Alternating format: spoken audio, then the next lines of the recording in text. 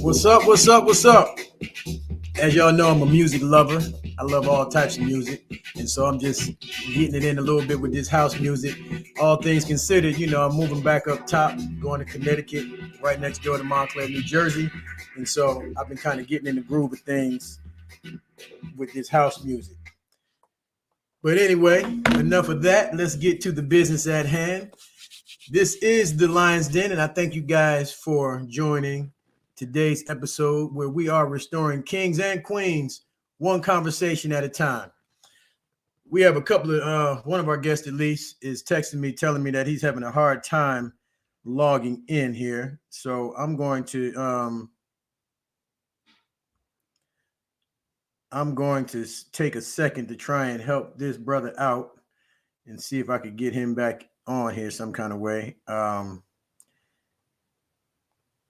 Yeah, I'm not really sure what I can do at such late notice here.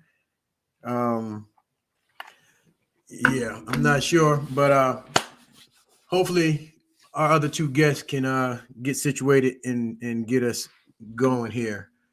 I do apologize.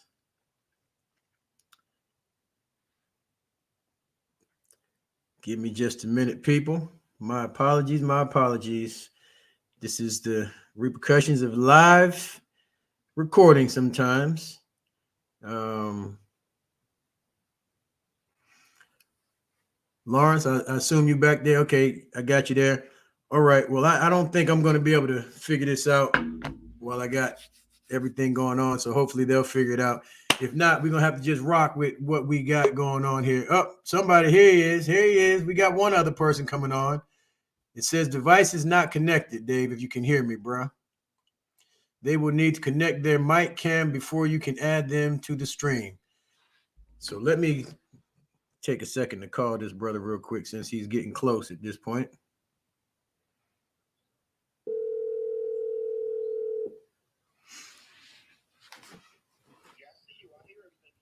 All right. Well, it said that something's not connected. It says your devices are not connected, so I can't add you to the stream until you get connected some kind of way. Okay.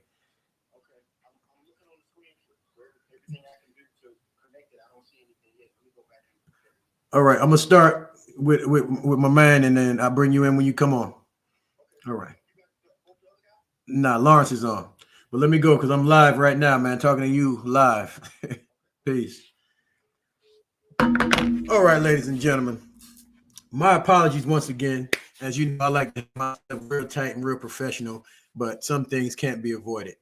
So today I'm scheduled to be joined by three comedians. As you know, I titled this show My Kings of Comedy because I have met Steve Harvey a long time ago. That's another conversation for another day or perhaps just another time.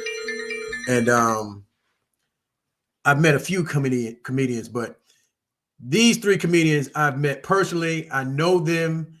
And for that reason, I wanted to allow them to share their story and have a conversation in the Lion's Den with these three brothers. So the first brother I'm going to bring on, I met at a comedy show. He showed me love with my apparel business, Bonsai Apparel. And we kind of connected from that point on. And come to find out, he's great friends with the other two comedians, Dave and Khai Morgan. So without further ado, let's bring on my man, Lawrence Owens. What's up, my brother? What's happening? What's happening? Happy New Year. Happy New Year to you, bro. Look, I'm so happy, as I've already expressed to you, that you could take some time out of your day today to join us here in the Lion's Den, bro.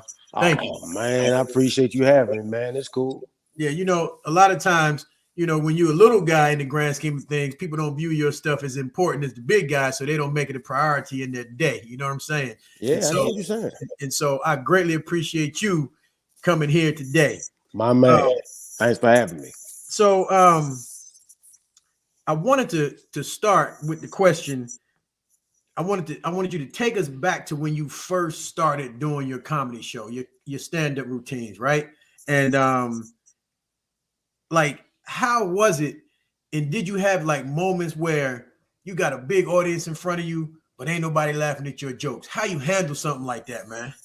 Oh man, I started in '03. Like a quick history with me, I was always the funny guy. Like no matter where I was in life, I was the funniest dude. And I ain't even want to be no comedian for real. But sometimes, man, people shout out to the parents and the coaches who keep it real with their kids and say their children trash. You Yeah. understand? So, Right. and it's that's what I needed. Somebody say, man, you trash. I'm trying to pursue a career in athletics or be a coach. If you trash on the field or on the court, we don't even want your trash ideas in teaching our youth, man. So when I finally decided to do it, my first time on stage, man, I got a standing ovation. And I'm like, man, I'm always, man, this it? I'm gonna be famous tomorrow, man. What you talking about, man? So the comedy guys, what they did was they got together and said, we're gonna teach this brother a lesson early. So the very next week, I went there because it was every Monday. The next Monday, I came in there, you know what I'm saying? I'm telling veterans, like, you ain't funny.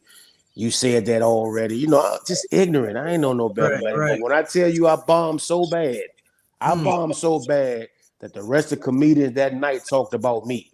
Like they had a whole thing. They said I was getting ready to talk about something, but scrap all that. Did you see him? Right. Like, that focus point. They made me. I was the material for the rest of the night. That's how I bombed. That's how bad I bombed. Right, so I was getting ready to leave out, and there were two security guards that stood with their hands for and said, "Nah, you need to hear this." And that's probably the best thing that happened to me because I don't know what it was about them two gentlemen. If they didn't let me walk out, who knows? I probably would have quit. Yeah. You know what I'm saying? And just like, man, later for this, man. And that's it. But they made me look, listen, and learn. And then I started coming back the following week and then just kept getting better for that. Yeah, that's good, man, because I've been to a couple of comedy shows, man, and I kind of feel like I got some comedic ways myself, and I was kind of contemplating, getting on stage and giving a shot. You know what I'm saying? And I never forget, man. I was there and I was watching both our friend Dave, who we hope can join us later on here, and this dude got heckled so much, man, from this one girl in the audience sitting all the way in the back. So she going back and forth with Dave, and she's all the way in the back. So of course she's talking real loud.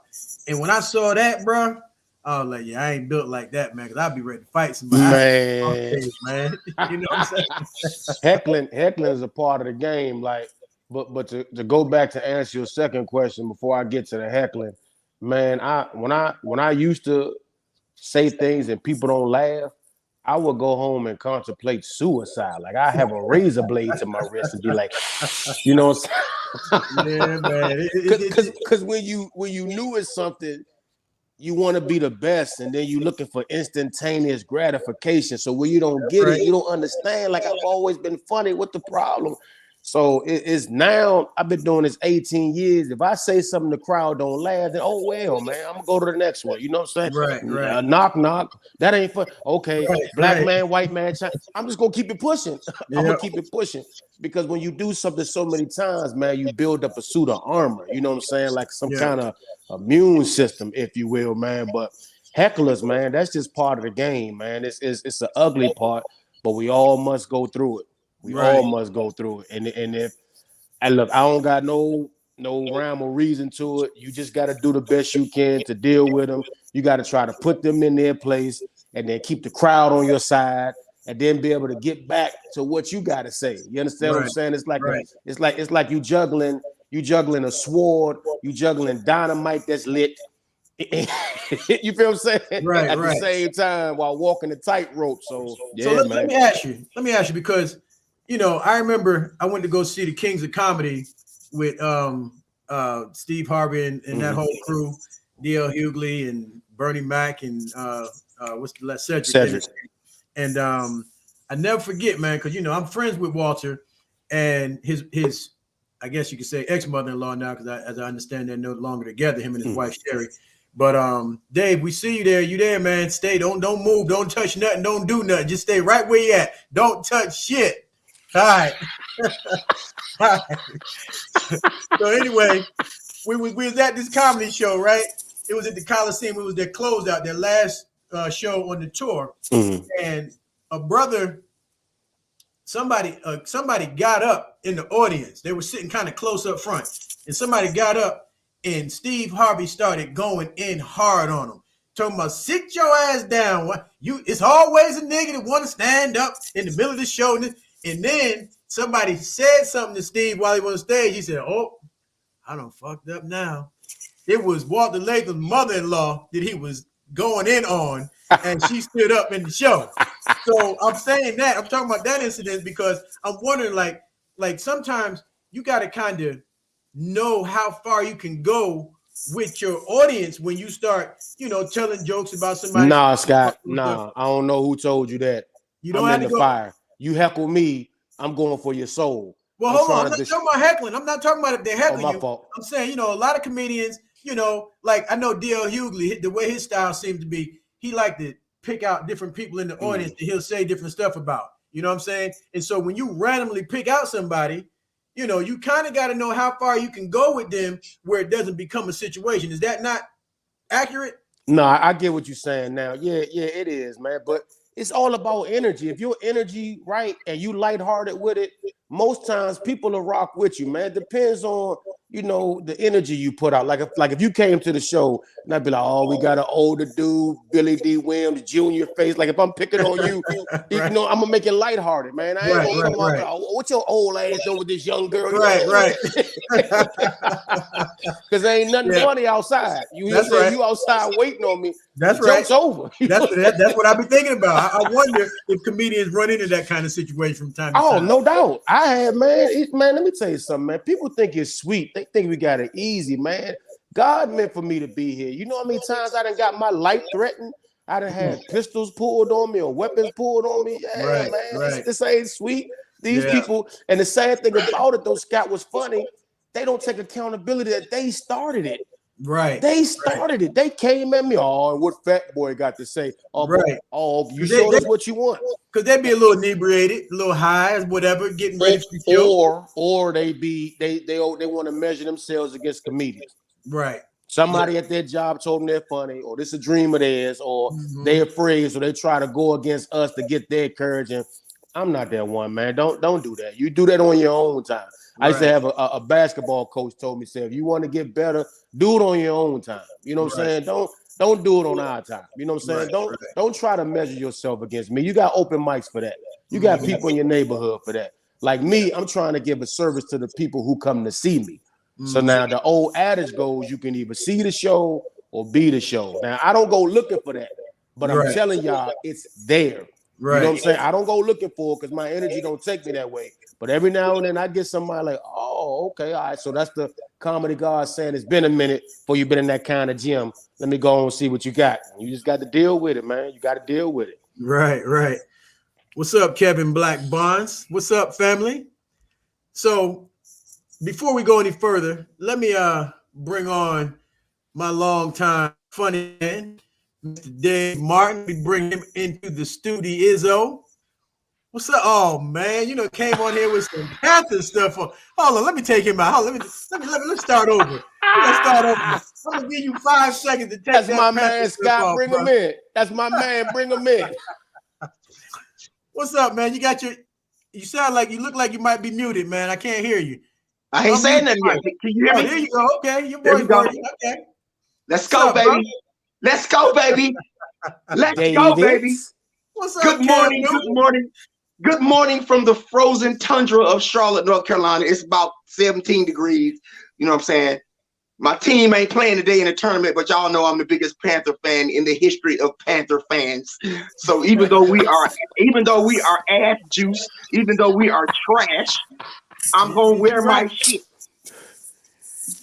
We are trash. We are microwave trash, but I'm still gonna wear my shit. Every team needs loyal fans like yourself, bro. So I commend you, because if one Panthers hoodie that I have, I'm not wearing it anywhere anytime soon. I wear my shit. Lawrence knows. Lawrence knows we could be. Listen, we could have been 0-17. I'm still wearing my shit. I'm still talking shit. Well, Lawrence knows. I might send mine to you. I might send mine to you. But look, y'all, send it to me. Catch you up. Send it to me. I want to catch you up on what me and Lawrence were talking about, man. We were talking about, you know, I've been listening. I've been watching. I've been listening. So in the early days when you first started out, you know, I know you had some incidences early on, and that's one of the things I respect most about you is your resilience and your desire to be successful at this comedy game no matter what. So tell us a little bit about the early days and how you got through those difficult times. So my journey, I started in 2001, and when I first started, I was telling jokes in front of white people, only white people.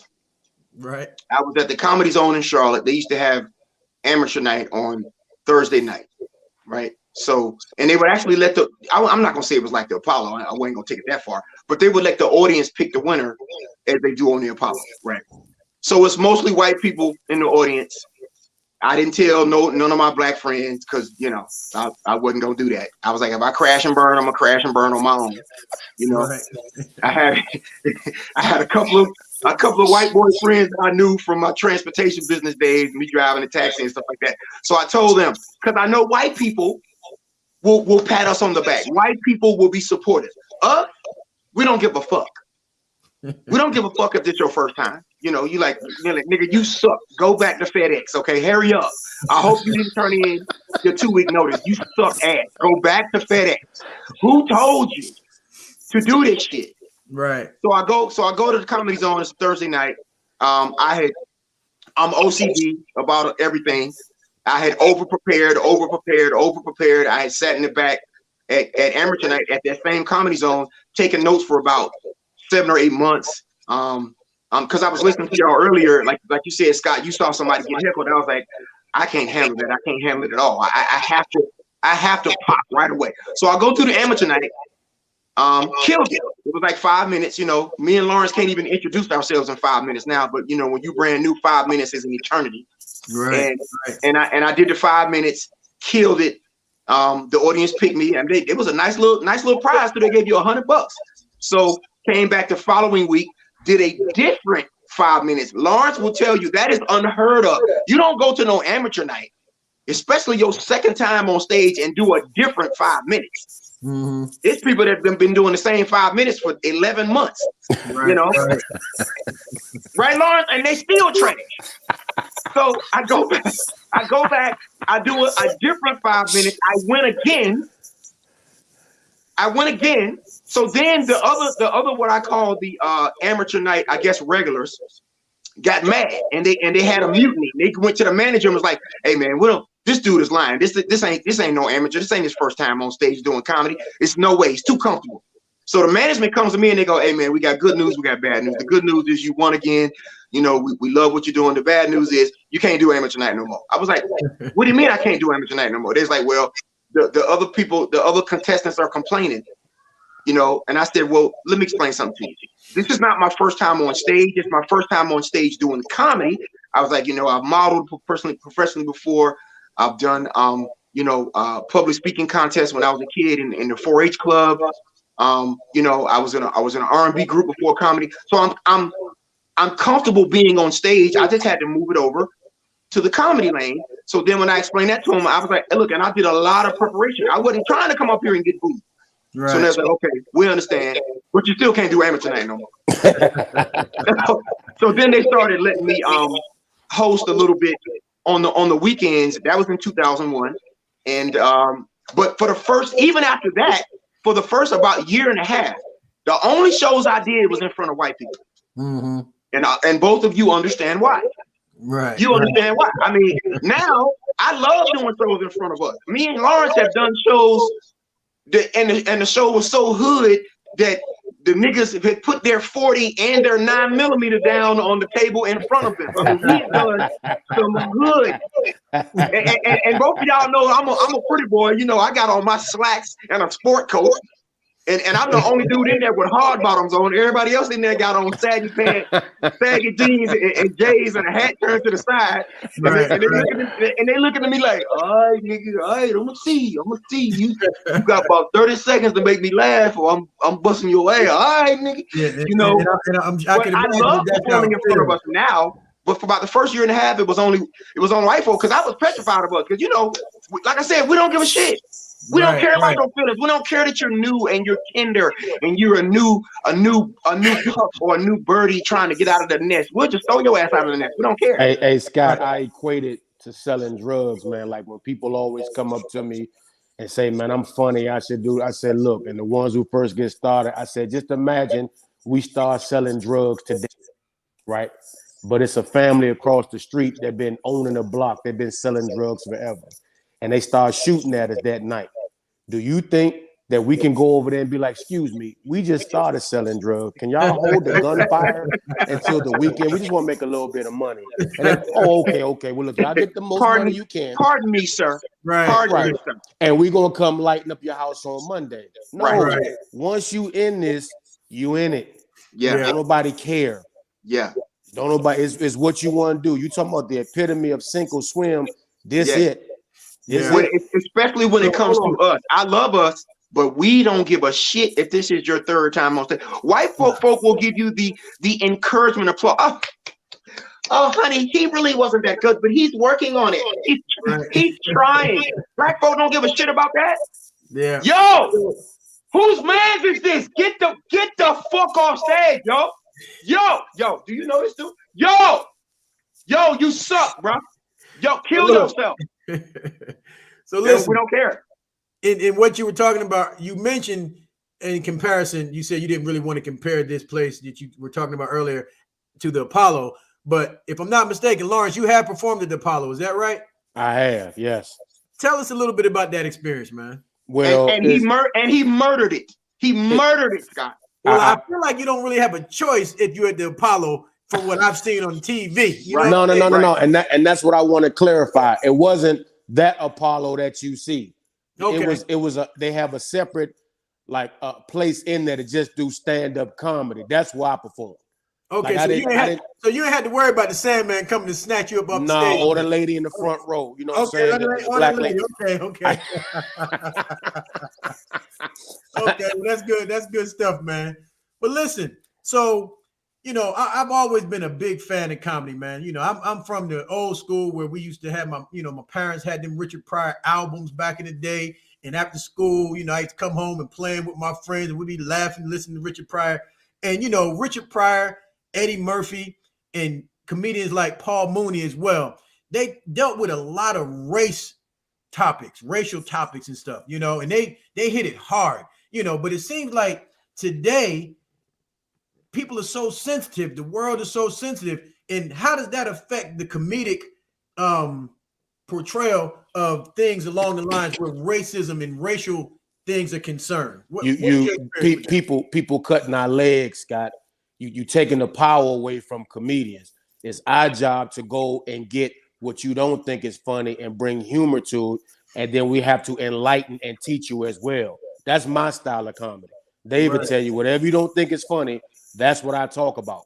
Because you're not going to come in here and psychologically bully me into talk about what you think I should talk about. I'm going to talk about things that's always swept under the rug or overlooked.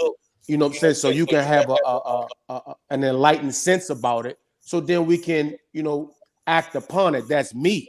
You understand what I'm saying? Right. So what people do is they take the power from comedians. Any situation, if you dig any situation, it always was a comedic relief for a reason. Comedy is so important because it tests your intelligence. Mm-hmm. It ain't drama. It ain't any. It's comedy is what tests your intelligence. Right. People who get comedy are intelligent people, but they don't want to be intelligent. They want to come in and take it personal because I said something and it wasn't funny. Right. So now I'm off with my head, as opposed to sitting and listening and see the perspective that I'm trying to bring. And that's the thing with people, man. They cutting our legs, man, but we got to fight through. If we truly comedians, we got to fight through. We just got to do it. Mm-hmm. You got anything you want to say about that, Dave? Oh, I have great things to say about that. And it's funny because me and Lawrence, we're as tight off stage as we are on stage. Correct. We are super, super tight. I mean, we're as tight as me and you, Scott. I mean, this is somebody that I can honestly say I love. Right. And I didn't know that. Life, off the stage, in real life, all that. I mean, we genuinely love each other. So I've seen him. I'm chuckling to myself when he says that because he doesn't give a fuck about your feelings at the show. I've seen him. I've seen him do it. He'll talk. Lawrence, you know that bit that you got? He has a bit that he does about domestic violence. And he's like, ladies, how long you gonna stay there? I mean, damn, duck, swing back. Don't just let him just keep hitting you in the eye. Right. Yeah. And then if it's a group, every time, it's always a group of ladies somewhere sitting off to the side who want to get in their feelings and want to frown up and this and that, or they might want to, say something under their breath. And if he hears it, he's gonna turn right to that table and address it. And I just go run and get me a bucket of popcorn and go sit in the corner right quick. Because I'm like, okay, try my little fat friend if you want to. Okay, all right, all right. Scott, as comedians, we cannot allow the people to mold us and shape us into their image, because then we're no longer comedians. You understand what I'm saying? That's the key. I don't know what the key to success is. Either one of us three on here can be picked to be the next whatever. That's what we're looking for. But I know what the key to failure is: trying to appease everybody. Right. You can't do that. I'm here to present the facts. That's just me. And we're going to laugh about it, get a different perspective so we can be better. You understand? But if you come in with that sensitivity and take it personally, I ain't the one for you. Yeah, and at the end of the day, you're going to be best at being who you are. To be somebody else for somebody else ain't going to be the path you want to take. Correct. And I'm going to tell you what's crazy, Scott, before you go on, and Dave has seen this happen before. Out of that group of women who say that and after I address it, it's always one to try their hand with me. Mm-hmm. It's always one to end up, so what's up with you, huh? Right. But just earlier, you was mad about what? Nah, you was putting on a facade for everybody else. I'm telling you, man. He's absolutely right. After the show, she all in his face. She right here after the show. Right. I mean, I didn't really know how to take it at first, but but you was spitting facts though. That's fact. That's fact. I'm like, you was trying to pull your gun out and shoot the man 20 minutes ago. Now you offering up Instagram, social security number, bank account number, phone number. Yeah, you telling him the weekends that your baby daddy got your son so he can come over. Correct. It's crazy. Look, I'm glad y'all mentioned that about the ladies, because that's kind of what I want to talk about, kind of sort of next. I was watching, this was right around Halloween, right? And so I was watching something, one of the sports shows on ESPN, and I saw Jalen Rose, right? And so Jalen Rose had on this real bright suit, like a Marvel character, right? And his hair was freshly cut, and he had that hairline that, was like spray painted. You know how they be spray painting their hair and stuff these days, right? And he had Steve Hightower Jones. Yeah, and he had some real nice frames on, but they was thick. So he looked real animated to me. And I was thinking to myself, is this something that he's doing for Halloween, or is this like his look? And so then I just saw him just the other day, and he had the same look. So I assume that this is just his look now. And so it's his look. He does it a lot. Right. So I'm mentioning that because it made me think about, are we living in like this false reality? Okay, so let me explain what I mean. So are you familiar with like animated cartoons, anime, where the characters look? Okay. And so if you notice, people are starting to look like those characters, between the dudes with the fake hair, the sprayed on hair, and the man units and everything, and the women with the long eyelashes and the sew-ins and the lips and the cheeks and the breasts and the behinds and the hips and the nails, and the list go on, right? And so these women that come up to y'all, that y'all are speaking of in these shows, the women that are at your shows, a lot of times all this fake stuff looks real good. You know what I'm saying? But how do you feel about it personally? Like, is this what you're looking for personally? If that throat feel good. So I don't even care about what's fake on you. You done took it to a whole different level. Now my son can't even watch this. My son will be asking me, well, Daddy, what do you mean that throat? Tell him. I mean, when she sings, la la la la la, you need your, saying like that. You know, okay. Yeah, well, my 7-year-old, he real smart. He ain't buying it, bro. He ain't buying it. No, man. But look, this social media has put like a subconscious pressure on people that they've allowed to accept. They've allowed to accept that pressure. So I got to look a certain way, be a certain way. That's on them. It makes no difference to me. I just find it just chuckling, like Dave said, man, how I really don't care, man. Whatever makes you happy. Right. It ain't my job to make you happy, Scott. It's not. I can enhance your happiness, but if you ain't already happy, that's a you problem. So if you want to get anything fake and all these Brazilian, but if you coming at me a certain way, man, and if I'm available, then I'm going to oblige you for whatever it is. But I'm going to keep you there. Yeah. Now, if you got low self-esteem, ladies, and you a whore, I'm going to keep you in that box. Don't look to me to pull you up out that box because I don't have a ladder. I ain't no fireman. You understand what I'm saying? Right. I ain't there for that. You came at me. I'm gonna give you what you're looking for. We're gonna go in this bathroom, or we're gonna go in this little rented escort that I got from the airport, and then we can take it from there. I can't take it to the hotel room because then you might not want to leave, and then I'm on somebody else's code, and I don't want to mess their stuff up. Right, so that's me, Scott. Right. Okay. I feel you. So look. All right. Scott, have you seen any of this series of Lawrence's relationship advice memes that he posted like the last? I check them out. Have you seen any of them? I've been seeing some. Oh, absolutely. Bruh. He got one on there that he posted the other day, and it said, just because the girl that you're trying to slide in her DM is taken, it don't mean that she's getting the dick that she deserves. Exactly. Slide in her DM and make sure. Exactly. Well, you know, I'm a married man. And then he says, follow me for more relationship advice. That's it. That's it. I'm a married man, so I try not to see stuff like that too often because I got to keep myself straight. I got to keep my mind straight. Lawrence, you're not married, right? I'm not married at all. I apologize for asking that question because based on what you post, I know you're not married. You know he's not married. Yeah, let's forget I even asked that question. Dave, absolutely. But so let me ask you this. Because since both of you guys are single, right? And now we're going to shift just a little bit into this pandemic situation, just a little bit. And so with all the lockdowns and everything and everything that they're requiring after the lockdown was lifted on a few occasions, how is that affecting this two-part question? How is that affecting your comedy as far as your stand-up abilities and everything? But then also, how is it affecting your relationship situations? Go ahead, Dave.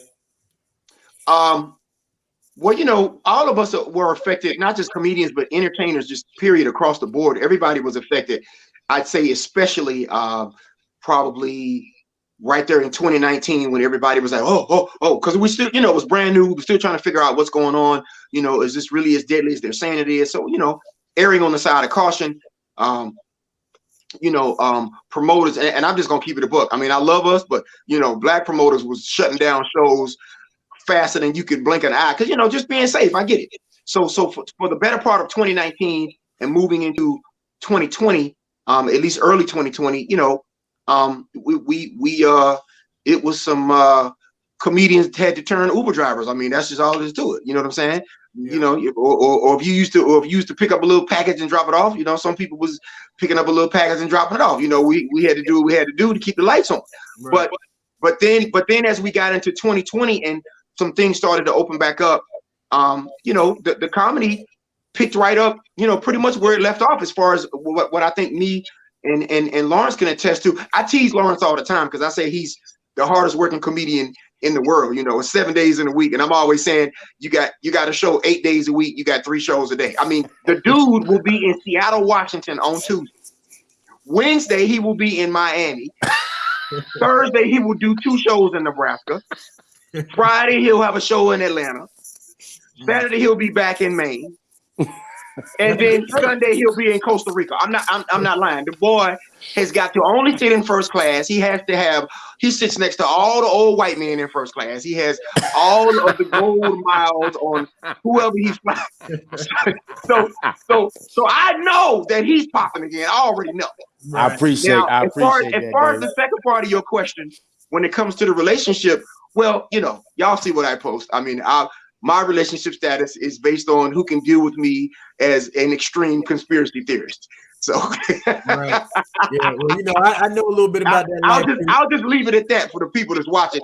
If you want to go to my Instagram and my Facebook, you'll know after about a 1.5 posts what I'm saying. So. Okay, you said your Instagram and your Facebook. I did not have an opportunity to get your information to put on the screen. So tell people real quick where to follow you at. So my Facebook is easy. Dave Martin is my regular, I guess, personal page or not private page, but it's my regular page. I have 2 pages, just because Facebook won't let you be great, and they stop your friends at 5,000. So that's why I only have 2 pages. One of them, same face. One of them I have my bald head in the picture, and the other one I have a hat on. So you can click on either one of those. My official business page or my comedian business page on Facebook is Comedian Dave Martin. My Instagram is a little tricky because I spell it weird. It's comedian.dave.martin. If y'all can remember all that, comedian.dave.martin. Substitute the O for 0, substitute the I for a 1. I know that's a lot. So if you remember it, cool. If not, well, they'll find you. Half of y'all ain't gonna like what I post no way, so don't worry about it. That's okay. We're focusing on the other half. The other half that will like what you have to say. There you go. Yes, sir. That's the half we focused on. Yes, sir. What was I gonna say? I want to know, with all that you deal with, because see, personally, I think that comedy is a very necessary profession and job when times are tough, because people need to laugh. You know what I'm saying? I feel like comedy should technically thrive during these tough times because people need to escape their reality and just laugh a little bit. Laughing is really healthy for you mentally. But as the comedian yourselves, what is it that you do to help check yourself and keep your mental health in the right space? Well, what's thriving in comedy, I will say this. When people was locked down in COVID, I hope comedians took an opportunity to maybe rebrand themselves, reinvent themselves, like through social media. Because now that things got lifted, people are coming out and giving people like myself, who's a no name to certain people, opportunities. You understand? Like, I can probably get more people to come see me now than maybe what I did before. So we have to use that to our advantage. So that's a positive from that. People want to come out and laugh. But again, Scott, is all on the individual. That's why I said you got to rebrand yourself, because then that's how you can get your fan base. So when people coming to see you, they know what they get. See, like how Dave is putting on his Instagram, and he said extreme conspiracy theorist. He letting you know what you're getting into. So when you come see him perform, you already got that on your mind, or when you meet and converse with him, and it just helps. You know what I'm saying? But that's how I look at it. Now, for the mental health thing, to keep me going, juggling these women. Let me tell you something. Juggling these women will keep your mental health sharp, because you got to remember the lies you told them. You got to remember how you schedule them. You got to remember who you going to pay what to, because everybody don't get the same payment. Everybody don't get the same payment, Scott. You know what I'm saying? It ranges from everybody $40. does not get the same payment. Exactly. It ranges from $40 to $45. So in between that 40 and 45, I got to find out who I gave. Like, somebody might get 42, and I give her the wrong envelope. Oh, I got 42. Now I got to continue to give her 42, Scott. When she wasn't a 40. You ain't Jackie Robinson. I can't give you no 42. You've done nothing. Oh, man. boy. Look, it sounds like y'all mental health, boy. I don't even know, boy. I don't know what y'all be doing. I don't know that comedic lifestyle. Man, the comedic lifestyle is good if you working. If you ain't working, it ain't good. Yeah. That's simple. Yeah, it's very simple. If you working, you will find a way to work something out. You working. Okay. But so still going back to the original question, where your mental health is concerned, if you're not working, and by God's grace, you guys seem to be working, but if you're not working, that certainly plays a serious role in how your mental health is, and if you second guessing what you've chosen to take this path and everything. So what is it that you do to get yourself together and stay strong mentally and keep yourself in the right place from a mental health standpoint? Well, and in order for me to be blessed, and I thank God every day, it's the relationships you build. I've been doing comedy 18 years. I've been probably knowing Dave 17 out there 18.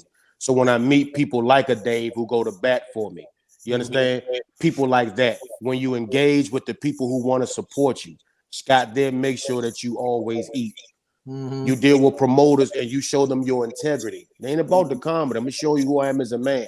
Like you, we met years ago, and you hit me up and say, "Hey, brother, relationship building." And when people give back, my grandmother used to say, "The seeds you plant is the fruits you'll eat." I'm just telling you what worked for me. I can't speak for anybody else. That's good so stuff, me building relationships is to the point where my money was low. It's not about money, but it's about money to pay bills. They will always find a way to help me come through. You dig? So that helps with my mental health. But when times were slow and I was effed up, I'm telling you what I did. I reconciled all the relationships I wrecked. That helped me. I forgave people, whether they meant to be forgiven or not. I did all this for me. I changed my energy. And that's the problem with people. They don't realize the importance of energy. You can be whoever you want, but if your energy is right, you'll get more people to try to understand where you're coming from. Whether they rock with you or not is not the point. They don't respect the line you have drawn in the sand. So I took the opportunity to recreate me. And look where I am now. It's not a brag thing. And I wish more people will get their shit together. So when people talk real, they think it's not bragging. Like if you be around me and Dave, you think we the two most arrogant dudes in the world. We not. We talk about our successes because where we come from, and it's how we motivate and push one another. So, yeah, that's real powerful, bro. That's real powerful. You know, as I mentioned earlier, I'm about to transition back up north and moving back to Connecticut. And before I leave North Carolina, I've been making it a point to reconcile all these different things that I need to take care of. You know, people that I need to forgive, I'm forgiving them. People I need to apologize to, I'm apologizing to. You know, I'm letting people know that I have forgiven them for certain things, you know, and I'm not doing it for them as much as I'm doing it for myself. Because when I go, just like when I came here, I'm going starting from a clean slate. And I need that slate to really be clean through and through. You know what I'm saying? So that's very good stuff that you just said, bro. So before we go, let me finish this with what do you guys have planned for your future in comedy? Are you working on any big projects, any big shows? You know, is it something that you need to tell the people to look out for that's coming soon? What you got going on? What, Dave? Go ahead, hello. This what I'm working on. I'm working on enlarging my demographic, Scott. I'm really not chasing fame, but if fame should be blessed upon me, I'm prepared for it. But what I am trying to do is just grab more fans, more people, more believers, whatever words you want to use, the people who root for Lawrence Owens. I want to be able to get to the point where my clout leads me. You know what motivates me? When I watch people like Chappelle or Chris Rock, because they can just grab the microphone and start talking. You know why you're there. That's what I'm working towards. I want to be able to one day grab a microphone and start talking. Right now, I have to be funny. Or the new people, they're not going to come back to see me. But when you reach that level of clout, everybody already know what it is. What's understood don't need to be explained. That's what I'm working for. And whatever comes with it, so be it. That's me. Good stuff, bro. What about you, Dave? I'll echo what Lawrence said. You know, it's because you know I started in 2001, so you know I've been in the game just a couple years longer than Lawrence, and it's you know if we was quite frankly chasing fame or like we would have both of us would have long since quit long time ago because if you've been if somebody been in the game, I don't know what the cutoff is. I wouldn't say 5 years. That's probably too soon. But I say anywhere between 8 to 10 years, and they like haven't hit Hollywood yet, or haven't got on a show, or ain't gotta do a show every night, to be able to pay their bills. They'd be like, well, you know what? I done put 10 years to it. I guess this ain't for me. And and they'll lay down their hatchet. I've never thought about it like that. Lawrence hasn't either. I've known him long enough to know that. We enjoy the journey. I've said to myself a million times, and this is how you don't. This also goes back to the mental health thing. I've said, if I'm never a household name, if I'm never famous, if I'm never not even IG famous, I'm fine with that. I embrace the journey. Right. I love the journey. I really do. People see me all the time, and they're like, man, how in the world are you not on TV, man? How in the world are you not this and that, this and that? And I say, hey, if you really believe that, they think you sitting at home with your hands behind your head, and Right. CBS called you like, what? A sitcom? Kiss my Right. ass and hang up the phone. That's what they think we do. Right. If you and I tell them, I said, if you really believe in that, it's simple. Just tell other people about my platforms. Share my stuff. If you see I have a show, even if you can't come, post it. Do stuff like that don't even cost you no money. I just tell people, I say, hey, it's one thing for you to tell me and Lawrence that you think we're phenomenal, but do other stuff to put us out there, even if it's just in front of 5 more people. Let me tell you the funny story. I wanted to make sure I got this out. Let me tell you the funny story about how me and Lawrence met. So and this goes to just when he said about relationships. Okay, this goes to relationships and just not getting caught up in your ego. I'm gonna pat myself on the back a little bit, because when I was headlining, or slated to headline or close or whatever the hell that means. I was slated to headline a show in Baltimore, Maryland. Laurel, Maryland. Thank you, sir. Laurel, Maryland. So we're in Laurel, and I don't know him from a can of paint. He don't know me. It's a couple of cats on the show. They did their thing. So the guy who was hosting, so then Lawrence goes up right before me. Scott, in about the first 45 to 60 seconds, this nigga has the room in a lather. I mean a lather. You understand what I mean? If anybody out there don't know what I mean when I say a lather, I mean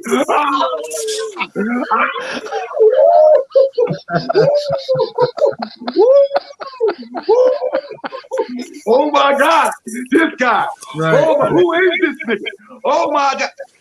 And I'm the way the stage was set up, I'm on stage, but it's like a big, it was almost like an auditorium type stage. So I'm off to the side watching like this.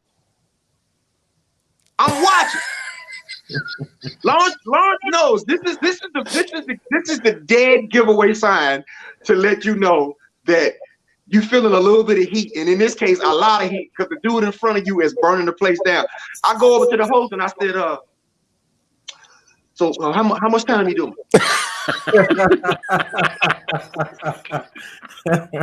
Translation: this nigga is on fire. Right. Wrap he him might have did up. about 20 minutes, but it felt like an hour. Right.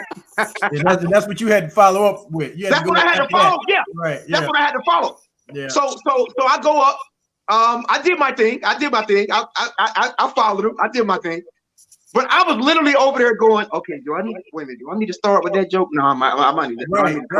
No, that joke. No. Oh my goodness. Maybe that one I was gonna close with. I might need to start with and get them right away. Yeah. Now, Scott. So after the show, I got it, Dave. You got it. Yeah. You finish it up. And that's why we're the best friends in the world. After the show, Dave does a beeline looking for me. I mean, he cutting through people, smushing them out the way. Moving. Right. He said, hey boy, this is how he talked to me. He said, hey boy, you funny. You ever been to Charlotte? He ain't asking my name or nothing. He said, you ever been to Charlotte? I said, no. He said, well, your ass coming. Give me your number, boy, and I'm gonna call you. You come. And he stuck to his word, brought me to Charlotte, and we've been like this ever since, man. Yeah. Ever since. Because what I'm saying is that Scott, I said to myself, okay, this nigga's so good, he's not gonna be my enemy. We're gonna be friends. But real talk though, Lawrence is such a real dude. I mean, really, I can call this man at 3 o'clock in the morning for anything, and he can call me for anything. Well, it's been times when he's been to Charlotte before. I won't get into naming no names and all that, but it's been times when he's been to Charlotte before, and somebody didn't do right by him, and he didn't have nowhere to stay, and this and that and this and that. And the girl I was seeing at the time, I was like, yo, I need you to let my man come through and stay in your other room, because I was gonna stay over her house that night anyway. So I was like, yo, I need to let my man stay at the crib.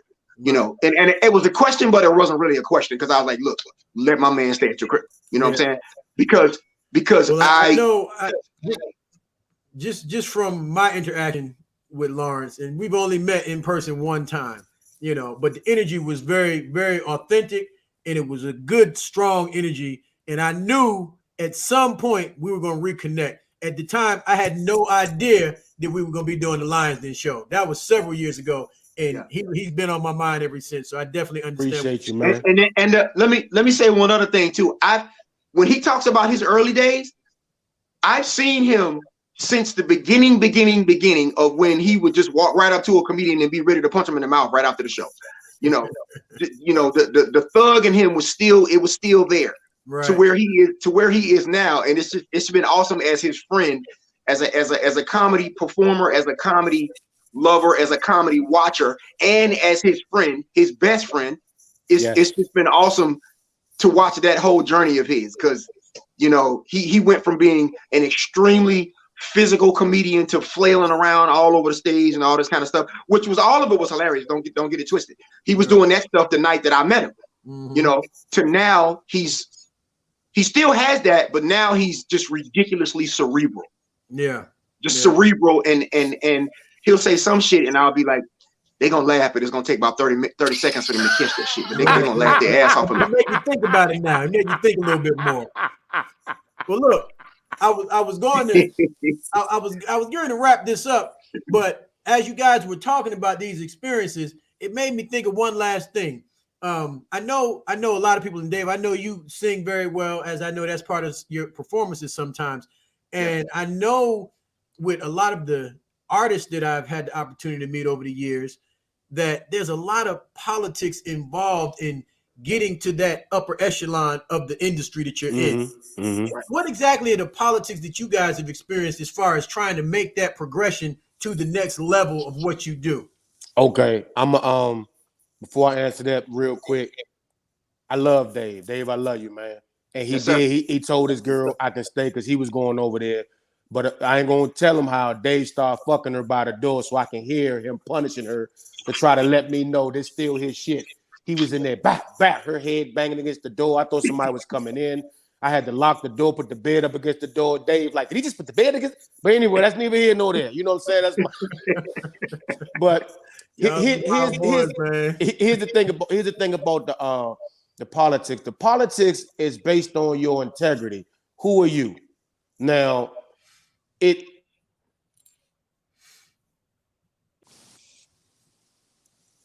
my fault. Can y'all hear me? Okay, we lost you for a second. Yeah, you frozen for a second there. Okay, there you hear me? You good? Okay, you good. I can hear you. No, we got you. We good.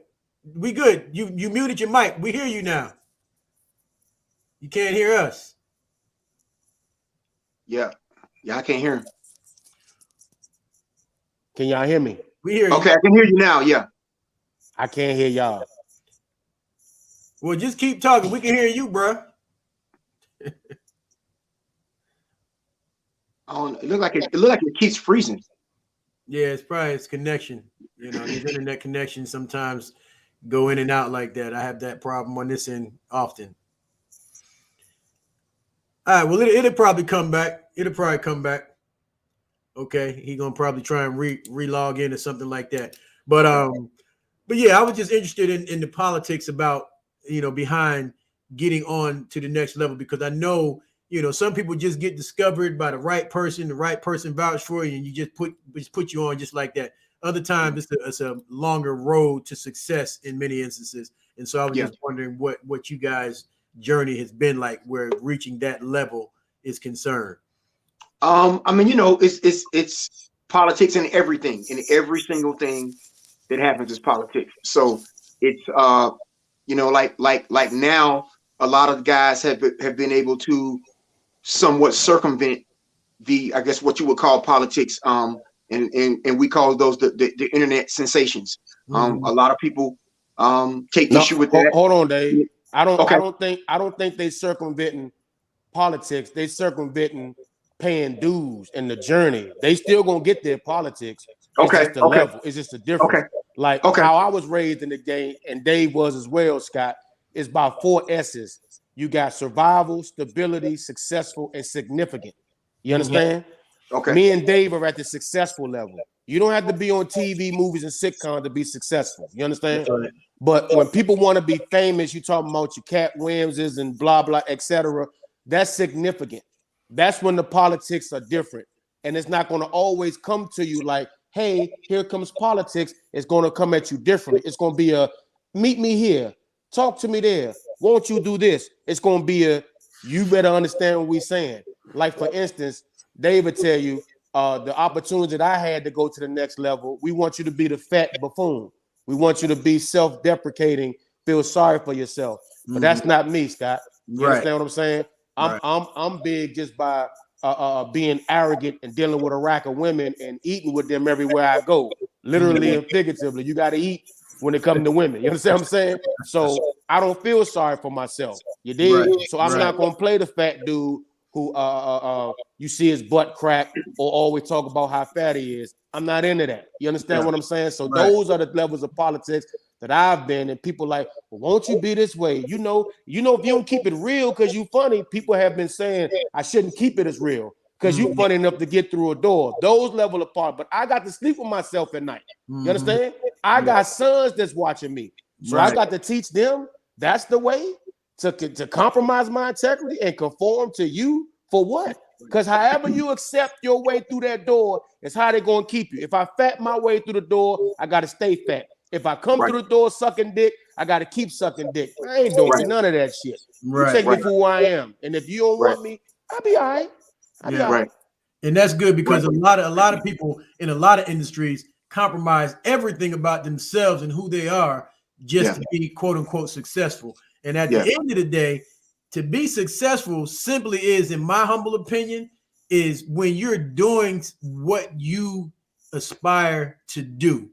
If you wanted to drive a school bus when you was a little kid and that was your dream, and now you a school bus driver, that means you successful. So if you want to be a comedian and you want to do it your way and that's what you're doing, it don't matter what nobody else is saying, you already successful.